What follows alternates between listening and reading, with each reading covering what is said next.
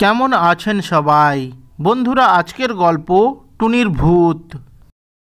এক জঙ্গলে একটি টুনি বাস করত। সে খুব অহংকারী ছিল। একদিন রাত্রিতে টুনির বাসায় আগুন লেগে যায়। টুনি তখন সেই বাসার ভেতরে ছিল। সে সাহায্যের জন্য কাকুতি মিনতি করতে থাকে। কে আছো? বাঁচাও, বাঁচাও আমাকে, আমার বাসায় আগুন লেগে গেছে, বাঁচাও আমাকে। টুনি এইভাবে বাঁচার জন্য সবাইকে ডাকতে থাকে। যেহেতু সে খুবই অহংকারী ছিল, তাই তার ডাকে জঙ্গলের কেউ তাকে সাহায্য করতে আসে না। টুনি তার বাসার মধ্যে আগুনে পুড়ে মারা যায়।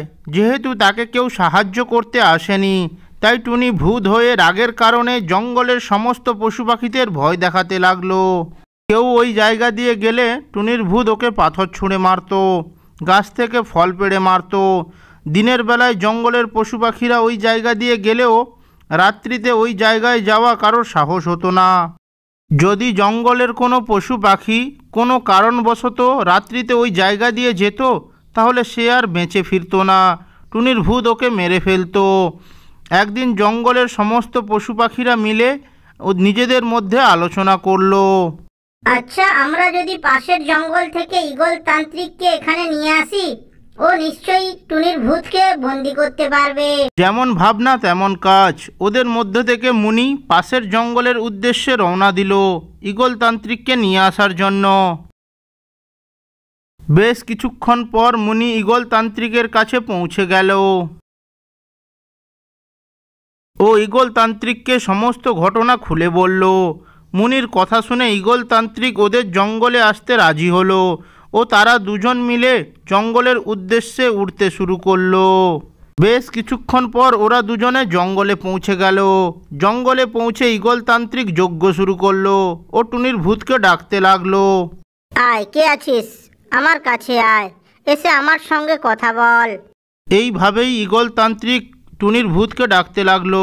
কিছুক্ষণ পর টুনির ভূত ওই জায়গায় এলো।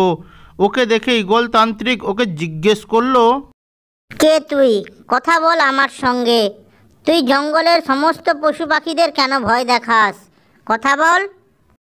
ঈগল তান্ত্রিকের কথা শুনে টুনির ভূত বলতে লাগলো, আমি এই জঙ্গলে বাস করতাম।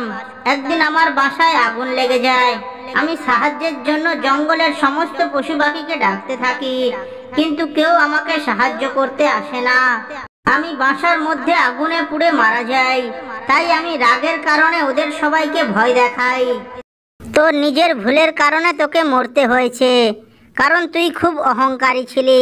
তুই জঙ্গলের সমস্ত পশু পাখিদের সঙ্গে খারাপ ব্যবহার করতিস, তাই তোর বিপদের দিনে জঙ্গলের কেউ তোকে সাহায্য করেনি। তুই যদি সবার সঙ্গে ভালো ব্যবহার করতিস, তাহলে তোর বিপদের দিনে জঙ্গলের সবাই তোর পাশে গিয়ে দাঁড়াতো। কিন্তু তুই সেটা করিসনি।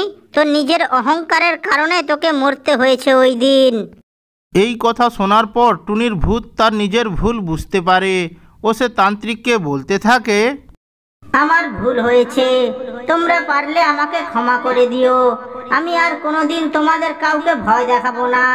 আমি এই জঙ্গল ছেড়ে দূরে কোথাও চলে যাব, আর কোনোদিন ফিরেও আসবো না।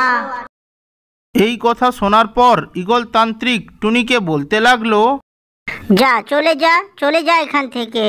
এরপর টুনির ভূত ওই জঙ্গল ছেড়ে দূরে কোথাও চলে গেল। জঙ্গলের সমস্ত পশু পাখিরা আনন্দে বসবাস করতে লাগলো। ভিডিওটি যদি ভালো লেগে থাকে তাহলে ভিডিওটিতে একটি লাইক করে চ্যানেলটি সাবস্ক্রাইব করবেন। ধন্যবাদ।